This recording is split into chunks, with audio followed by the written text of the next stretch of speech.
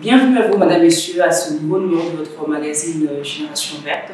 Pour ce numéro, je suis passée sur le plateau. Je suis avec M. Alpetelier, analyste économique, et avec qui nous allons débattre ou partager autour de quelques simples petites questions. Bonjour, M. Alpetelier. Madame, bonjour. Pouvez-vous nous dire pourquoi ou qu'est-ce qui constitue la barrière pour les opérateurs économiques à pouvoir investir dans le domaine de transformation, dans le secteur de transformation des déchets en République démocratique du Congo? Je crois que nous avons trois barrières. La première barrière, elle est réglementaire. À aucun moment, notre pays n'a considéré la nécessité de réglementer les questions des déchets. La deuxième, c'est un petit peu la science.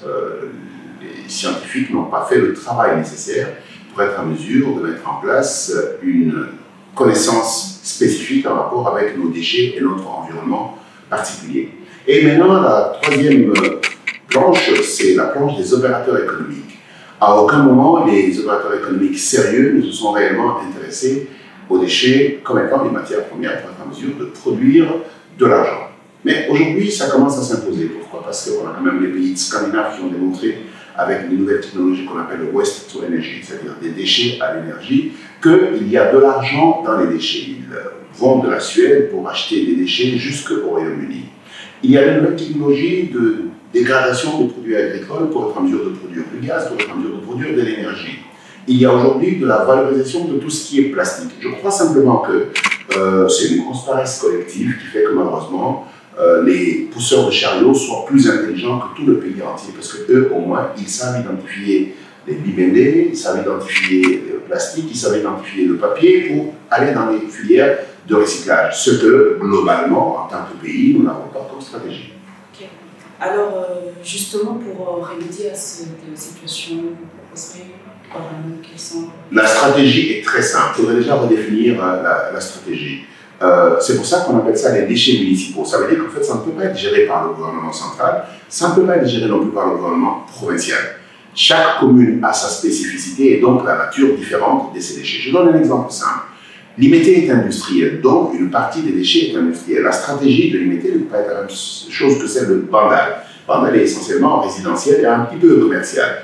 On a des communes comme Mongafula, elle est extrêmement large. Les contraintes ne sont pas les mêmes. Et donc, il faut commencer par localiser la gestion des déchets municipaux. Deux, il faudrait justement qu'au niveau local, chaque commune ait une stratégie réglementaire claire et qui décide de professionnaliser.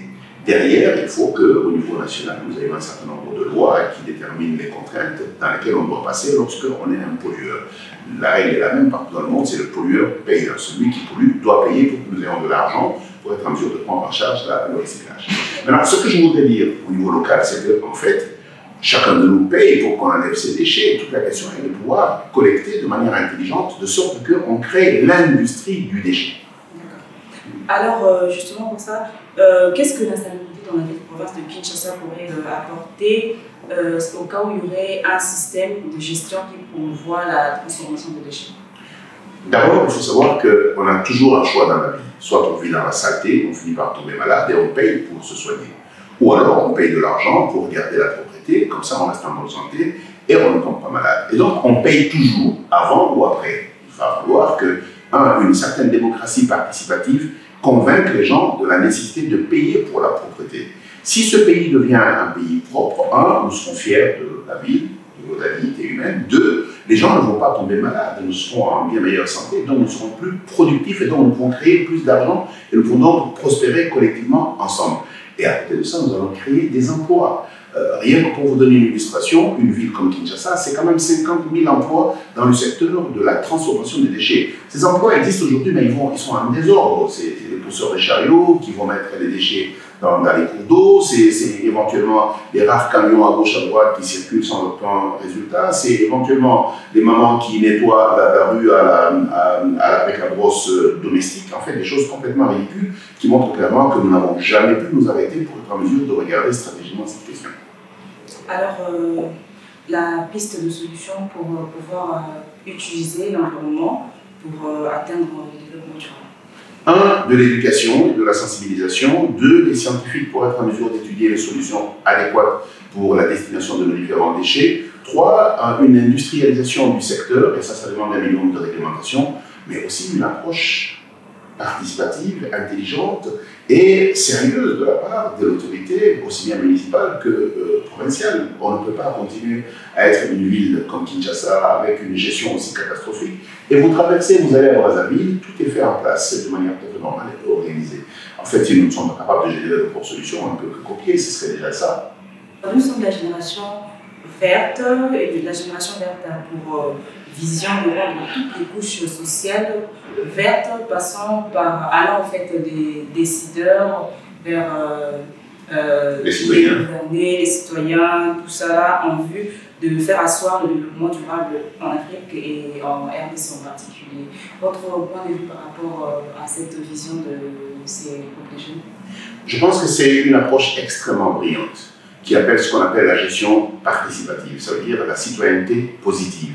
Vous êtes, à mon avis, le fer de lance de la nouvelle vision de l'État, parce que finalement, il s'agit de votre santé, mais il s'agit également de vos finances et de vos activités économiques. Je pense que vous pouvez être ceux qui insufflent la nouvelle vision, la nouvelle poussée vers les autorités, d'abord municipales. Prenez une commune, faites-en une commune pilote, et puis regardez comment vous influencer la province de Kinshasa et pourquoi pas le pays. Je vous souhaite bon vent. Ça sera la toute dernière question. Y a-t-il un rapport entre la génération anti-verte et le développement de Keita? Je pense qu'il y a un lien absolu entre le respect de la nature et donc les contraintes climatiques et l'avenir. Tout le monde sait très bien que nous sommes dans le siècle du climat propre, nous sommes dans le siècle de la responsabilité. Vous suivez tout ce qui se passe à l'Afrique de l'Ouest et ça va arriver ici, les inondations. Encore une fois, c'est des choses qui sont liées au comportement humain. Je pense que le changement de comportement humain pour avoir moins de pression sur la nature et une responsabilité sur la reforestation. Vous savez, il y a beaucoup de pays, de tout petits pays qui parlent de 1 milliard d'arbres, alors que nous, un grand pays comme celui-ci, nous aurions pu parler de 10 milliards d'arbres. Nous considérons simplement que c'est difficile pour nous. Nous devons être en mesure de nous engager. Et une citoyenneté verte, comme celle dont vous faites la promotion, me semble une opportunité de base. Après, il faut être très intelligent, il faut être en mesure de structurer un modèle économique pour que ça ne soit pas une passion, mais que ce soit une profession. Ça sera tout. Merci à vous de nous avoir reçus. Je suis très content de vous avoir parlé et je vous souhaite bon vent encore une fois. D'accord. Merci beaucoup. Ça sera tout pour aujourd'hui. Merci de nous avoir suivis. En tout cas, partagez, laissez-nous vos commentaires et suggestions. Quant à moi, je vous dis au revoir.